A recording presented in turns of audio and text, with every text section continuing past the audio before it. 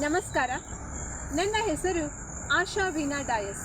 ನಾನು ಉಡುಪಿ ಜಿಲ್ಲೆಯ ಬೈಂದೂರು ತಾಲೂಕಿನವಳು. ನಾನು ಪ್ರಸ್ತುತ ಶಿಕ್ಷಕಿಯಾಗಿ ಸೇವೆ ಸಲ್ಲಿಸ್ತಾ ಇದ್ದೇನೆ. ಮಾನ್ಯ ಪರೀಕ್ಷಕರೇ ಹಾಗೂ ನಿರೀಕ್ಷಕರೇ, ನಿಮಗೆಲ್ಲರಿಗೂ ನನ್ನ ವಂದನೆಗಳು. ನಿಮಗೆಲ್ಲ ನಿರೀಕ್ಷೆಯಾದರೆ ನನಗಿಂದು ಪರೀಕ್ಷೆ. ಯಾಕೆಂದರೆ ನನ್ನ ಎದುರಿರುವ ಪ್ರಶ್ನೆ ಒಬ್ಬ ಮಹಿಳೆ ಅನಂತ ಪ್ರೇರಣೆ. ಈ ವಿಚಾರದಲ್ಲಿ ನಾನು ಮಾತನಾಡಲು ಹೊರಟಿರುವ ಅದ್ಭುತವಾದ ಮಹಿಳೆ, ಜೀವಂತ ಉದಾಹರಣೆ, ಭಾರತದ ಮೊದಲ IPS ಮಹಿಳಾ ಅಧಿಕಾರಿ ಕಿರಣ್ ಬೇಡಿ.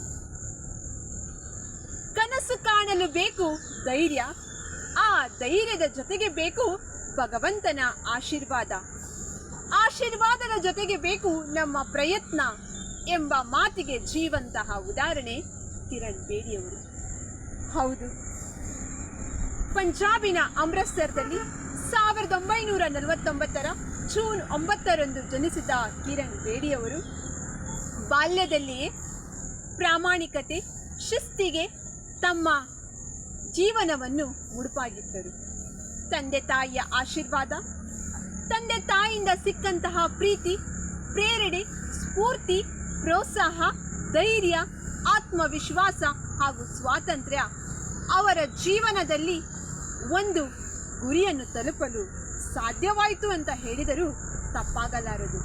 ಬಾಲ್ಯದಲ್ಲೇ ಟೆನ್ನಿಸ್ನಲ್ಲಿ ಆಸಕ್ತಿ ವಹಿಸಿದ್ದ ಇವರು ಕ್ರೀಡೆಯಲ್ಲಿ ಅನೇಕ ಬಹುಮಾನಗಳನ್ನು ಗಳಿಸಿದರು. 1972 ಭಾರತದ ಮೊದಲ ಮಹಿಳಾ IPS ಅಧಿಕಾರಿಯಾಗಿ ಬಂದರು. ಅವರ ಜೀವನದಲ್ಲಿ ಇದೊಂದು ಅದ್ಭುತವಾದ ಗಳಿಗೆಯಾದರೆ ನಮಗೆಲ್ಲರಿಗೂ ಒಂದು ಅಮೂಲ್ಯವಾದ ಗಳಿಗೆಯಾಯಿತು. ಹೌದು, ಕಿರಣ್ ಬೇಡಿಯವರು ಇಂದು ಸಮಾಜದಲ್ಲಿರುವ ನನ್ನಂತಹ ಹಾಗೂ ಎಲ್ಲ ಮಹಿಳೆಗೆ ಒಂದು ಧೈರ್ಯದ ಅಧಿಕಾರಿಯಾಗಿ ಮಾದರಿಯಾಗಿದ್ದಾರೆ. ಇವರ ಜೀವನದಲ್ಲಿ ಬದಲಾವಣೆ ತಂದದ್ದು ತಿಹಾರ್ ಜೈಲಿನ ಘಟನೆ. ಅಲ್ಲಿ ಅವರು ಸೇವೆಗೆ ನೇಮಕಗೊಂಡಾಗ ಅಲ್ಲಿರುವ ಕೈದಿಗಳನ್ನು ಕೈದಿಗಳಂತೆ ನೋಡಲಿಲ್ಲ. ಬದಲಾಗಿ ಅವರಲ್ಲಿಯೂ ಕೂಡ ವಿನಯತೆಯನ್ನು ತೋರಿಸಿದರು. ಅವರಿಗೆ ಧ್ಯಾನ, ಯೋಗಗಳಲ್ಲಿ ಆಸಕ್ತಿ ಮೂಡಿಸಿ ಅವರ ಮನಪರಿವರ್ತನೆ ಮಾಡುವ ಪ್ರಯತ್ನ ಮಾಡಿದರು. ಇದೇ ತಾನೇ ಒಬ್ಬ ಅಧಿಕಾರಿಗೆ ಬೇಕಾಗಿರುವಂತಹ ಮೌಲ್ಯ. ಅಧಿಕಾರ ಎಂದರೆ ನಾವು ದರ್ಪದಿಂದ ಹೋಗುವುದಲ್ಲ, ನಮ್ಮ ಜವಾಬ್ದಾರಿಯನ್ನು ಪ್ರಾಮಾಣಿಕತೆಯಿಂದ, ಪ್ರೀತಿಯಿಂದ, ಮಾನವೀಯತೆಯಿಂದ ನಿಭಾಯಿಸುವುದು. ಅಂತಹ ಮಮತೆಯಿಂದ, ಮಾನವತೆಯಿಂದ, ನಿಷ್ಠೆಯಿಂದ ದುಡಿದ ಮಹಿಳಾ IPS ಅಧಿಕಾರಿ ಕಿರಣ್ ಬೇಡಿಯವರು. ಇವರ ಈ ಒಂದು ಧೈರ್ಯ ನನ್ನ ಜೀವನದಲ್ಲಿ ಅದೆಷ್ಟೋ ಸಲ ನನಗೆ ಸಹಕಾರಿಯಾಯಿತು. ಅವರಿಂದ ನಾನು ಕಲಿತಂತಹ ಕೆಲವೊಂದು ಗುಣಗಳು ಧೈರ್ಯ, ಛಲ, ಆತ್ಮವಿಶ್ವಾಸ ಹಾಗೂ ಸಮಾಜದಲ್ಲಿ ಅನ್ಯಾಯ ಕಂಡಾಗ ಹಿಂಜರಿಯದೆ ಮುಂದೆ ಹೋಗಿ ಅದಕ್ಕಾಗಿ ಹೋರಾಡಬೇಕು, ನ್ಯಾಯವನ್ನು ಒದಗಿಸಿಕೊಡಬೇಕು ಎಂಬ ಪ್ರೇರಣೆ ಮೂಡಿತು.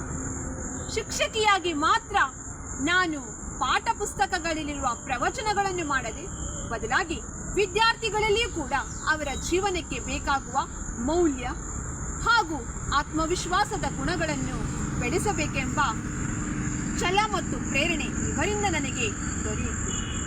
ಆದ್ದರಿಂದ ಕಿರಣ್ ಬೇಡಿಯು ಒಂದು ಮಾತನ್ನು ಹೇಳುತ್ತಾರೆ: ಅವಕಾಶಗಳು ನಮ್ಮನ್ನು ಹುಡುಕಿಕೊಂಡು ಬರುವುದಿಲ್ಲ, ಬದಲಾಗಿ ನಾವು ಸಿಕ್ಕ ಅವಕಾಶಗಳಿಂದ ನಮ್ಮ ಸಾಧನೆಯತ್ತ ಸಾಗಬೇಕು.